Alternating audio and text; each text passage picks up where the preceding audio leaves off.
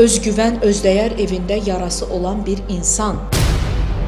Kişilər tərəfindən istifadə olunub tərk edilirsə, o bunun üçün gəlməyib dünyaya. O yara bunu sürəkli ona xatırladır ki, mən buradayam, şəfalandır məni, öz dəyərvi artıq al əlivə, sınırlarını ciz. Fəda etmə özünü kimin üçünsə. Sən fəda etməklə dəyərli olmursan, dəyərsiz olursan. Ruhumuzun bu əksik tərəflərini onaraq terapiya edək. Hər ilişkidə göz yaşı tökən o qədər qızlarımız var. Niyə sürəkli göz görə-görə eyni yerdən yara almağa davam edir?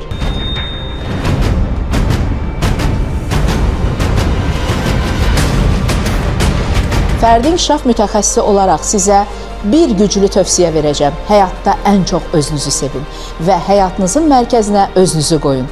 Ondan sonra bütün dünya sizi sevəcək.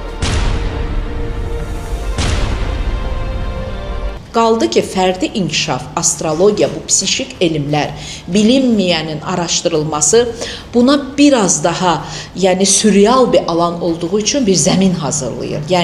Konkret bu əllə tutulur bir maddə deyil, bu telefonda, astrologiya göy üzü elmidir. Görünən, biz ulduzları baxırıq, göy üzündə görürük. Amma ki, onunla bağlı mülahizələrin doğru olub olmayacağı, bunu verən insanın təhsil səviyyəsi, bilgi səviyyəsi, təəssüf ki, bunları hamı araşdırmır, bilmir. Elə kör təbii də 3-5 platformalarda falan videolarını görüb. Ya da uğurlayırlar, məlumatı paylaşırlar, Instagram, TikTokda baxış sayı çox məsələn, biz yeni söhbət edəndə siz mənə nə dediniz? Dediniz ki, sən bu qədər bilgi ilə niyə kölgədəsən? Niyə bu videoları çəkib paylaşmırsan? Bu qədər təhsillərimə rəğmən, hər birinin sertifikatının mənim profilimdə boy-boy olmasına rəğmən, mən yenə də, bu da mənim hardasa özümün xəritəmdən gələn bir şeydir. Qız bürcü aşırı titiz olduğu üçün və mənim yerləşmələrimə görə sürəkli daha da təkmilləşin, biraz daha bilgi alın, biraz daha, mən o biraz daha dedikcə baxıram ki, insanlar daha çox saxtakarlığa məruz qalır, mən o biraz dahamı, artıq siz də biraz bu təşəbbüs verincə mənə, o təkanı verincə artıq dedim çəkim paylaşım bu konuda, astrologiya ilə bağlı da videolarımı falan, insanlar ən azından maariflənsin, bilgilənsin və bu şəkildə bir yola çıxdıq, vəsilə olduq, xeyirlərə vəsilə olsun Zümrüd xanım inşallah. Qeyd edim ki, bir jurnalist kimi, bir aparıcı kimi mən hər zaman çalışıram ki, peşəkarları, işini bilən insanları tanıdım ki, bu reklam deyil, bu sadəcə tanıtımdır ki, siz də bax bu tanıtımdan gözəl yararlana biləsiniz. Və keçmək istəyirəm digər bir sualıma, doğum xəritəsində ən vacib 3 göstərici hansılardır və onlar həyatımıza necə təsir edir? Doğum xəritəmizdə, ümumiyyətlə bir doğum xəritəsini hesablamaq üçün bizə lazımdır. Doğulduğumuz tarix, gün, ay, il olaraq, doğulduğumuz saat, dəqiqə, məsələn, məndə 20:50 bu və məkan. Şəhər, Bakı şəhəri məndə. Məsələn, sizdə fərqli şəhər, orada fərqli şəhər. Hər kəsin, o coğrafi koordinatı, doğulduğu saat, dəqiqə, gün, ay, il vacibdir. Günəş bürcümüz, yüksələn bürcümüz və ay bürcümüzü hesablamamız üçün və 3 əsas göstəricimiz bizim. Bəli, günəş və birinci yüksələn hesab edilir. İstəyirsiniz bunların da mahiyyətindən bəhs edim, izah edim. Günəş bürcü bizim normal, hər birimizin doğulduğumuz bürcdür. 1 iyun mən doğulmuşam, klassik əkizlər bürcüyəm. Çünki günəş, yer günəşin ətrafında 365 gün dövr edir, 4 mövsüm keçir və hər mövsümdə bürcülər dəyişir, hər ay hərəsi 30 gün günəş bir burca uğruyur, çıxır, ziyarət edir, fırlandıqca yer kürəsi günəş ətrafında və 30 gündən bir il ərzində 12 bürcün dövrü tamamlanır. Amma yer günəşin ətrafında fırlandığı kimi öz oxu ətrafında da 24 saat, 1 sutka müddətində fırlanır. Gecə gündüz olur. Və 12 bürcümüz də yer öz oxu ətrafında fırlandığı kimi hərəsi 2 saat, bəziləri 1 saat yarım, 2 saat yarım zirvədə qalmaqla 24 saat öz döngüsünü sürdürür.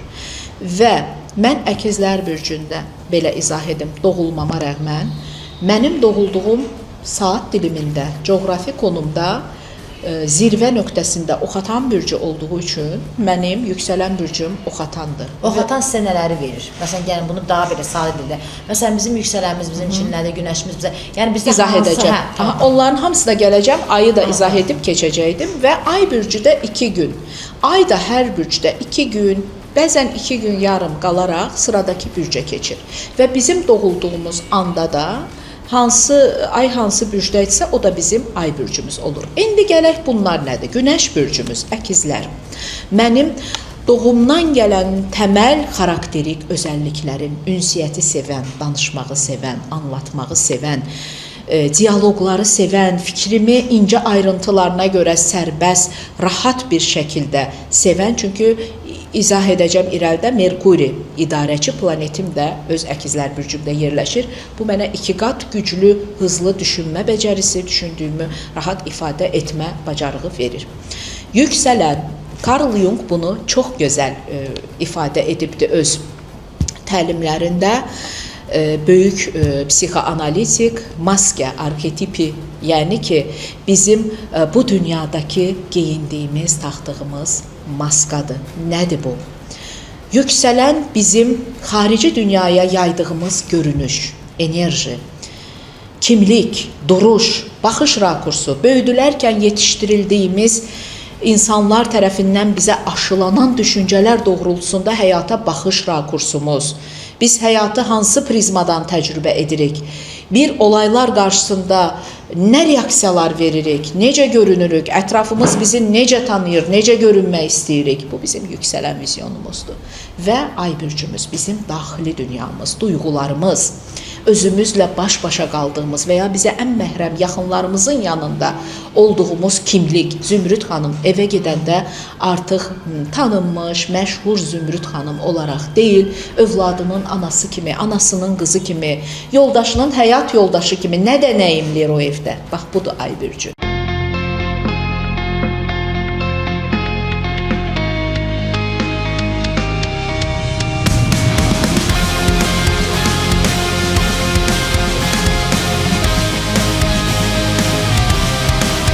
İnsan öz xarakterini və taleyini dəyişə bilərmi? Yoxsa hər şey doğulduğu anda müəyyənləşir?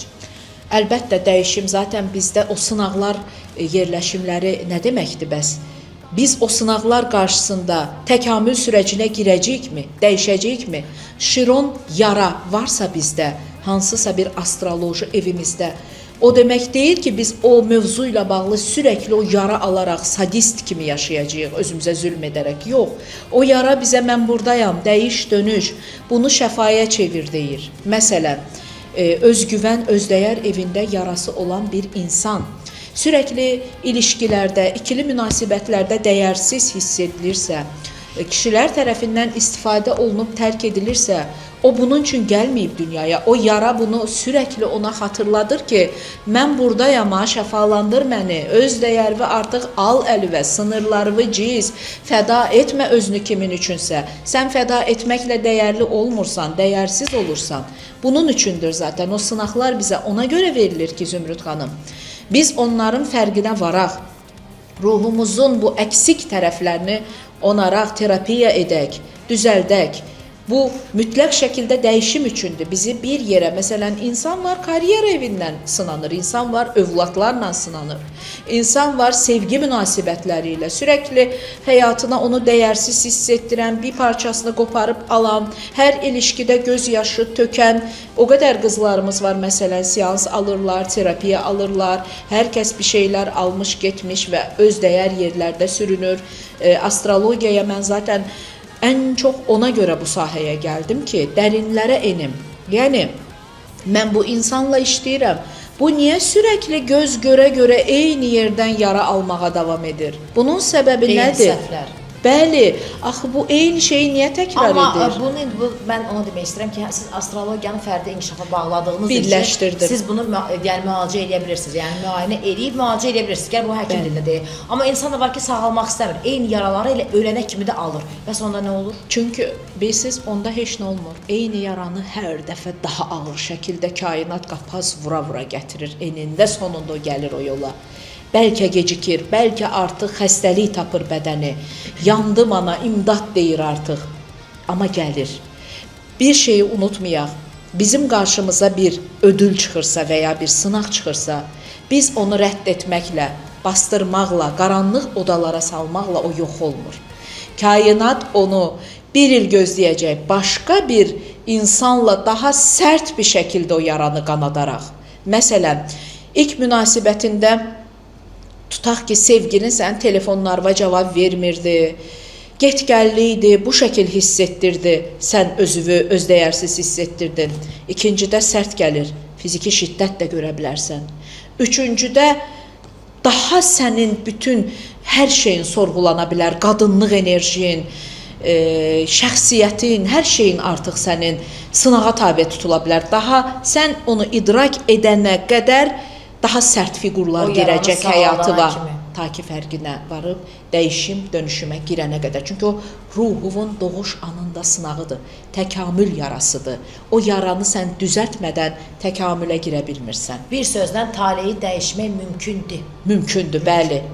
Onun yöntəmləri var, metodları var, çalışmaları var hər birinin. Elə onu deyəcəkdim ki, mən belə başa düşdüm ki, astrologiya ilə bağlı həm də Zəhra xanım fərdi inkişaf mütəxəssisdir və bu sizə o üstünlükləri verir. Bəli, iki elmin bir arada olmağı, mən sadəcə astroloq, mənim son təhsilimdir belə deyim. Mən əsasən uzun illərdir fərdi inkişaf mütəxəssisi, kvant yaşam koçu, EFT olsun, NLP olsun, bioenerji olsun, reiki olsun, mən bunların hər birinin təlimini Türkiyədə almışam. Hər birinin ayrı-ayrılıqda təlimlərini almışam, təhsillərini almışam, canlı təlimlərə qatılmışam, seminərlərə, workshoplara.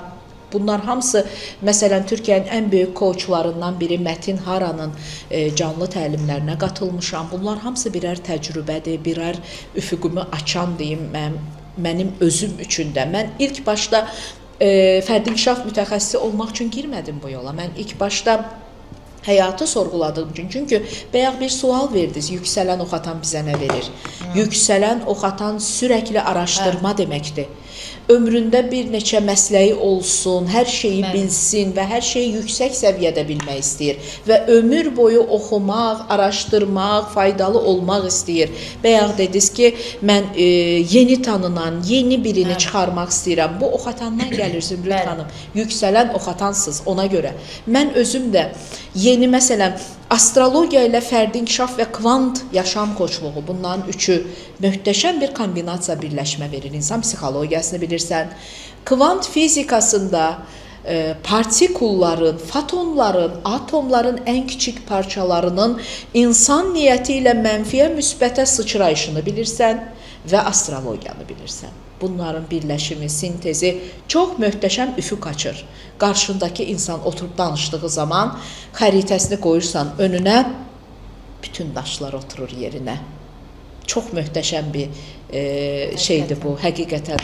Yəni həqiqətən də çox xoşbəxtdir ki, sizin kimi peşəkar bir insanı tanımışıq. Doğrudan deyirəm, nə yaxşı sizi tanımışıq. Gərək münasibətlərə hər kəsin ən çox maraqlandıran, ən çox izlədiyi, hansı bürcə uyğun gəlir həm münasibətlərdə, həm sevgi münasibətlərində, həm ailə münasibətlərində. Qısaca desək, yəni kimlər bir-birindən tamamilə qaçmalıdır, kimlərsə bir-birinə xoşbəxt ola bilər. 7-ci ev astrologiyada çox qəşəng ikili münasibətlər, evlilik, burada iş ortaqlığı falan da var təbii ki, ilişki də var, rəsmi nikah olmadan birlikdə yaşama, hamısı ora daxildir 7-ci. Şimdi mən Zümrüd xanım, mən sizə çox maraqlı bir şey deyim. Zidd qütblər həmişə bir-birini çəkib. Məsələn, normalda 6 bürc, 12 bürc ki var, məsələn, 6 sayını keçdikdən sonra 7-ci sənin zidd bürcün sayılır. Tutaq ki, məsələn, Qoç bürcündən başlayırıqsa biz, Qoç bürcünün zidd bürcü düşür, məsələn, Şir bürcü deyək. Və ya, pardon, Balıq bürcü deyək, belə hesablayaq. Balıq bürcü ilə Qız bürcü zidd bürclərdir. Yəni, bunlar yola gedə bilməz. Yəni, elə deyilir, amma çox qəribə tendensiyası var. Balıq su ünsürüdür. Qızsa torpaq ünsürüdür. Torpağın o sabit, analitik, toparlayıcı enerjisi, savurğan, xəyalpərəst, duyğuları dağılan balığı toparlaya bilir. Amma normalda ziddilər. O ilişki bir dərin sevgi olmasa da, sürəkli tartışsalar belə ömür boyu sürə bilər. Hətta Təbii ki, iki tərəfdən biri ayrılmağı seçmədiyi sürəcə bir gün birinin canına tak etdi, dedi ki, yox da istəmirəm bunu. Amma ki, o ümumiyyətlə Zümrüd xanım kimin xəritəsində 5 və üzəri su ünsürü varsa, o da xəritəsində 5 və üzəri torpaq ünsürü olan biri ilə evlənsə onu toparlayar.